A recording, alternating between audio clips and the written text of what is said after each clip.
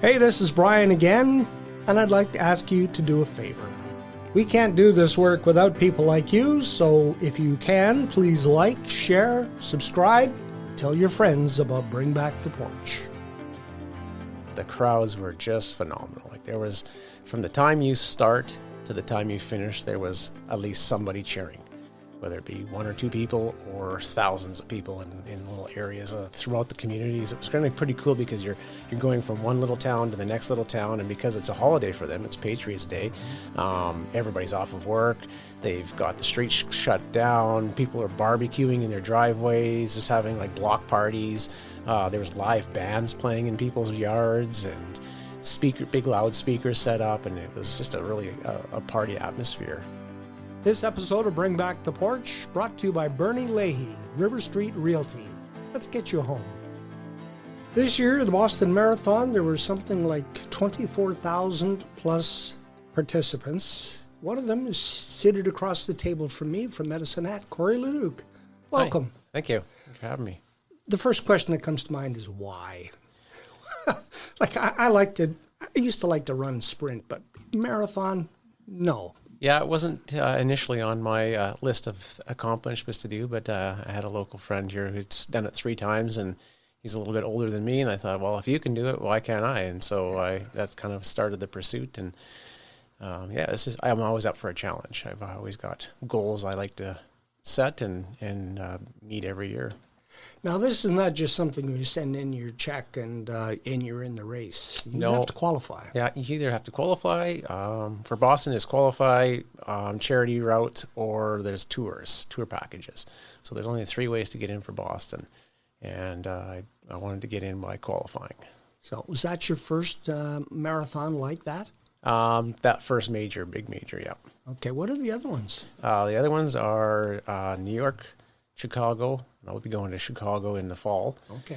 And then Berlin, London, and Tokyo. Those are the major 6 originals, and then they've just added Australia last year.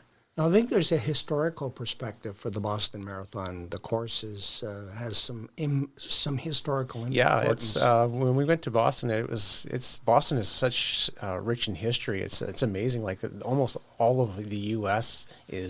revolves around Boston's history. It's like one of the oldest in the U.S. in the world, the whole marathon kind of evolved around the Revolution and the Boston Massacre and the Boston Tea Party, and it all just kind of evolved from around that history.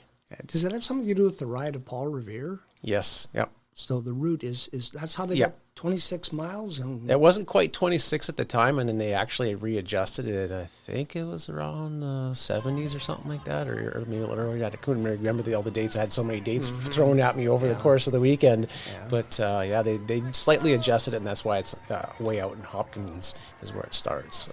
What was the experience like? Oh, it was amazing. Like just the crowds were just phenomenal. Like there was, from the time you start to the time you finish, there was at least somebody cheering, whether it be one or two people or thousands of people in little areas throughout the communities. It was going to be pretty cool because you're going from one little town to the next little town, and because it's a holiday for them, it's Patriots Day, everybody's off of work, they've got the streets shut down, people are barbecuing in their driveways, just having like block parties.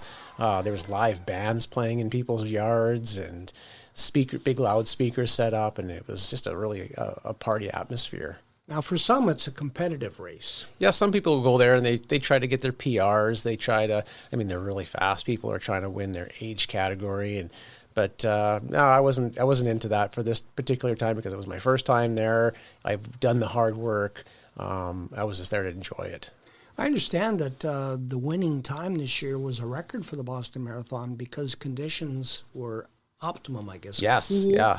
Tailwind. Yeah, it was perfect. Like the temperature for running was perfect. And spectators, not so much, but there was a little bit of a tailwind, a little bit of overcast, so it was a really, really perfect setting for the times. So how do you start? They don't all start at the same time. No, they normally they only have 4 ways, but this year they added 2 more just to kind of break it up a little bit. And so then they have the fastest 10,000 people, and then the next waves, I guess they call them. So they after 15 minutes, every 15 minutes they send out a wave. Did you catch up to somebody?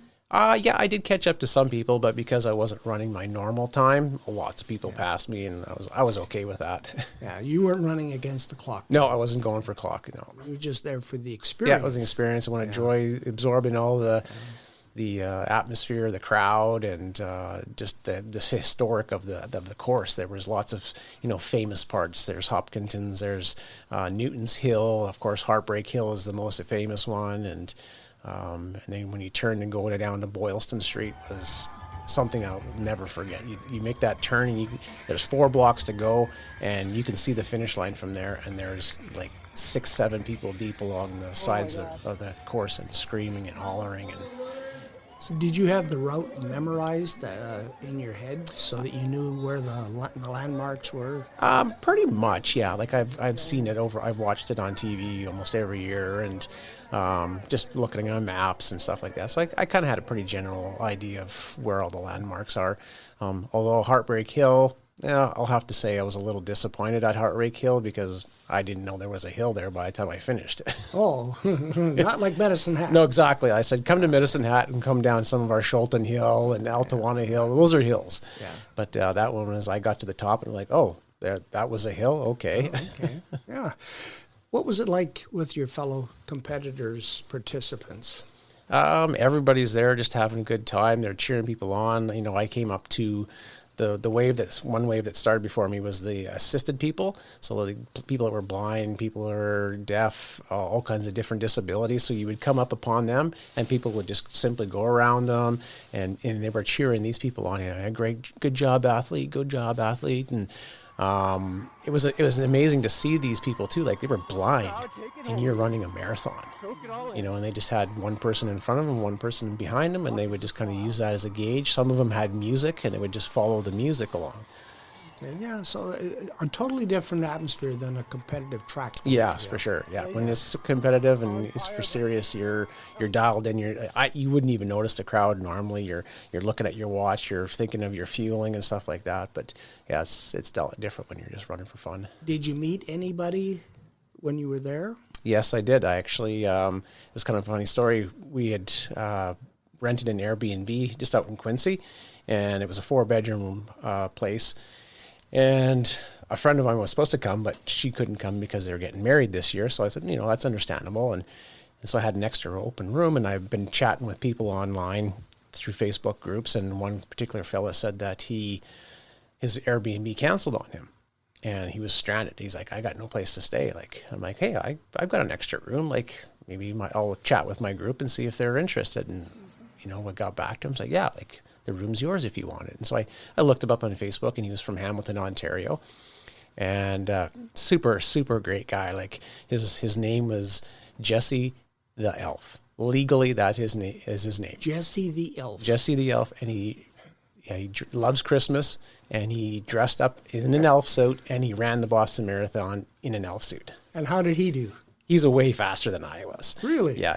Last year he did it. This is his second year. Last year he did it in 2:45, and he was going for under 2:40, but he didn't quite make it. He got to 2:48, so a lot faster than me. And what was your time? I was 3:31. 3:31. Which is slower than me. Slower than usual for me. But you were taking it all in. Yeah, I was taking it all in. Yeah. Yeah.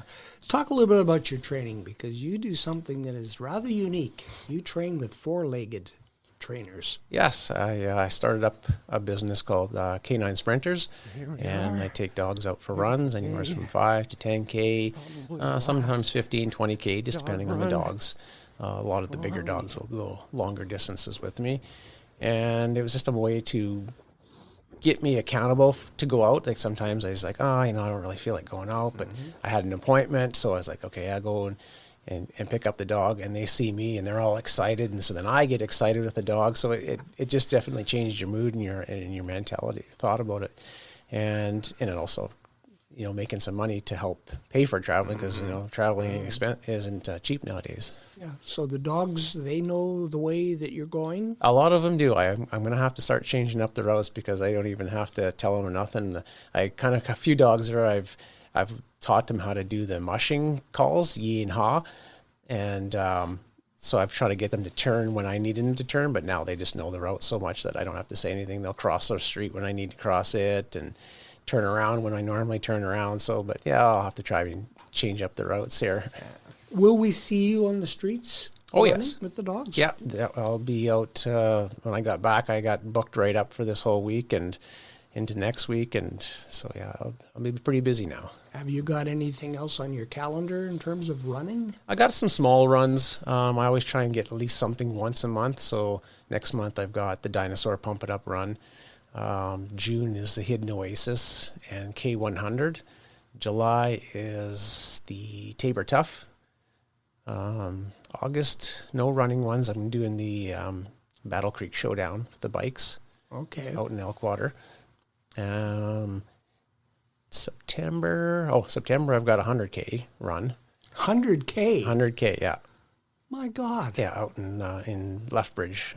A friend of mine did the 50K last year, and so I kind of razzed her, saying, "Oh, it looks like you're going to have to do the 100K next year." And she goes, "Well, I'll do it if you do it." So, I kind of goaded myself into it. So, okay, I'll go with you. We'll do that. Now, is there hill? There's hills in Lethbridge. There's lots of hills. Valley there, yeah, it's not an easy course by any means. And then I didn't quite really think it through because a month later I got to go to Chicago and run a marathon. So, how long does it take you to recover from an event like that? I'm not too sure about the 100K, but like for Boston, I was good about 4 days later. Okay. Do you have a special diet that you try to follow? I did when I went to go for my qualifying. I really cut back on a lot of fats and sugars and stuff like that, and I dropped 20 pounds. And like I was really, really serious about it to get that qualifying time. But then once I qualified, it kind of fell off the wagon, and wasn't quite as motivated to stay on that diet regimen and everything. So that's kind of why I didn't really go for time as well at Boston, just because I hadn't had that intense training like I did. Yeah. When you were running in Boston, did people hold out water for you? You always see that. Yeah, there's people holding out water, oranges, freezies, like tons of people along the way that were offering all kinds of snacks and refreshments. So when you're running like that, do you try to match up with somebody to kind of help pace you? Yeah, sometimes you do. Yeah, you'll find someone that's kind of in a rhythm, and you'll just kind of hang with that person for a little while. If you're competitive, you would be behind the person and kind of drafting them and making them take the wind for them. Yeah. Yeah.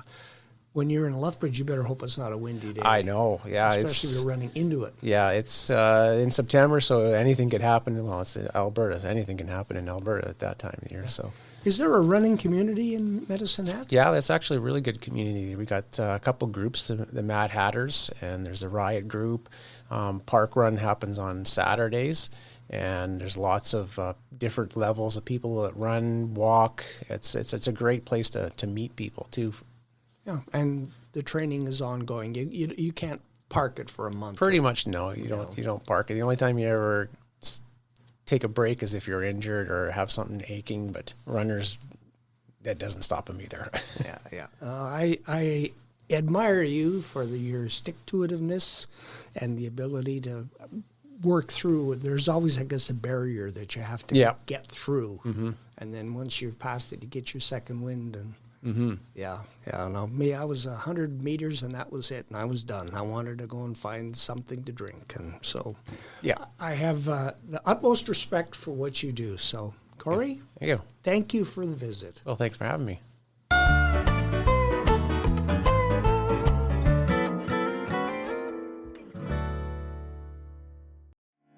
Hey, this is Brian again, and I'd like to ask you to do a favor. We can't do this work without people like you, so if you can, please like, share, subscribe, tell your friends about Bring Back the Porch.